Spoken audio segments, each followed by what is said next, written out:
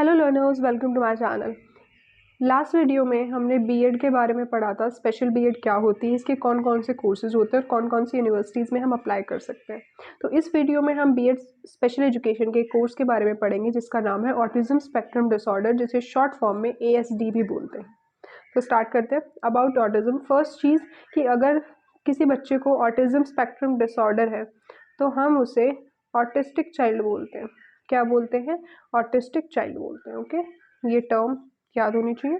उसके बाद it is estimated that world wide about 1 in 160 children has an ASD।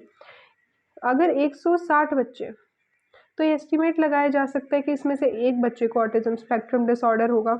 More in male child में ज़्यादा होता है as compare to female child. Priyanka Chopra ने जो बर्फी मूवी में एक रोल प्ले किया है वो एक ऑटिस्टिक चाइल्ड का किया है।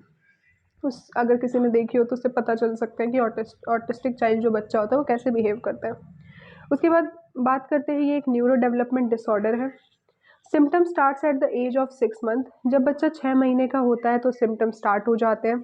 Symptoms established at 2-3 year of age. अगर सिम्टम स्टार्ट हो रहे हैं तो 6 मंथ में हो जाएंगे और वो अपनी जड़ पकड़ लेते हैं, इस्टेब्लिश हो जाते हैं बच्चे में जब वो 2 से 3 साल का होता है और फिर ये चीज़ लाइफ टाइम तक उसके साथ चलती है। नेक्स्ट है सिम्टम्स क्या क्या होते हैं, बात कर लेते हैं।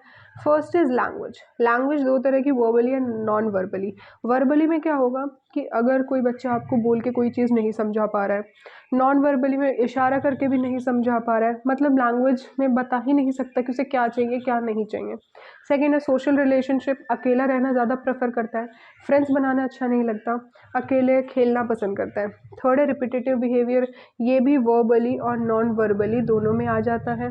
वर्बली में रिपीटेटिव बिहेवियर ऐसे आ जाता है, हाँ, तो रिपीटेटिव बिहेवियर ऐसे आ जाता है कि अगर उससे कोई एक वर्ड पसंद आ गया बोलना तो जब तक उसका मन नहीं भर जाता वो तब तक वो वर्ड बोलता रहेगा। अगर वो दरवाज़ा बंद खोल रहा है तो जब तक उसका मन नहीं भरेगा तब तक वो दरवाज़ा बंद खोलता ही रहेगा। तो ये आ जाता है रिपीटेटिव बिहेवियर, एक ही चीज़ को बार बार करना। साइन ऑफ ऑटिज्म की बात करेंगे, इसमें हम एक चीज़ को समझते हैं। फर्स्ट है issue with communication, doesn't respond his and her name. तो इसमें क्या होता है कि अगर आप किसी बच्चे को ऑटिज्म स्पेक्ट्रम डिसऑर्डर है, वो एक ऑटिस्टिक चाइल्ड है, तो आप उसे ये बोल रहे हो कि उसका नाम ही ले रहे हो, जैसे उसका नाम जॉन है तो आप बोल रहे हो जॉन जॉन जॉन, वो रिप्लाई नहीं करेगा। वो क्यों नहीं करेगा? क्योंकि उसका अटेंशन लेवल बिल्कुल ज़ीरो होता है। ओके, सेकेंड आ जाता है हाइस्टेरिक्स। तो हाइस्टेरिक्स क्या होता है? ये होता है कि लाफिंग, जिसको कंट्रोल ही नहीं कर सकते, इतना हंसता है कि उसको हम कंट्रोल ही नहीं कर सकते। अवर्जन टू टचिंग करना किसी का पसंद नहीं है। सेंसिटिव टू लाउड नॉइजेस, शोर जो ज़्यादा जैसे डीजे बज रहा है तो वो उसे पसंद नहीं है। टिप टोइंग, पंजों पे चलना ज़्यादा प्रेफर करता है। उसके बाद है इग्नोरिंग द डेंजर का पता ही नहीं होता कि डेंजर क्या चीज़ क्या है, और अगर पता भी है तो उसे इग्नोर करता है, अपनी मस्ती में रहता है। देन अवॉइडिंग आई कांटेक्ट, अगर वो जैसे मैंने बताया था अभी इस लैंग्वेज में वर्बली एंड नॉन वर्बली में क्या करोगे, आप किसी को आंखों में आके देख के बात करोगे कि हाँ भाई मुझे वो चीज़ चाहिए या मुझे ये समझ नहीं आ रहा, ऐसे बात करोगे। बट ये बच्चा आई कांटेक्ट नहीं कर पाता, जिसकी वजह से अपनी बात नहीं समझा पाता, इसलिए इसकी लैंग्वेज नहीं हो पा रही है। फिर है प्रेफर टू प्ले अलोन, अकेला रहना पसंद करता है। सोशल रिलेशनशिप, फ्रेंड्स बनाने पसंद नहीं, किसी के साथ खेलना पसंद नहीं है। कई बार तो इनके टॉयज़ भी बिल्कुल पर्टिकुलर होते हैं कि ये इनके टॉय हैं, वो इन्हीं के साथ खेलेंगे, किसी दूसरे टॉय के साथ भी खेलना पसंद नहीं करते।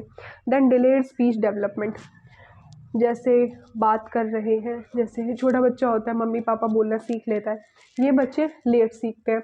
फिर बच्चा जब 4-5 साल का हो जाता है, 3-4 साल का, तो वो वर्ड्स को जोड़ के वर्ड बनाना सीख लेता है, बट ये बच्चे ये नहीं कर पाते। ओके, ये थे science of autism.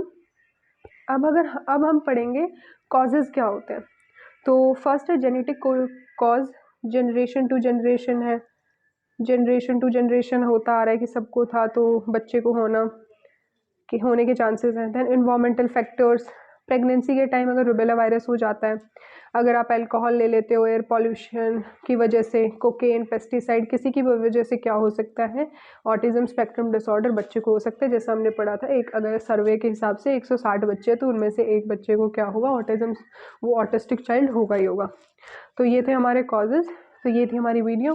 Thank you so much. If you like this video please like, comment, subscribe on my channel. Have a nice day.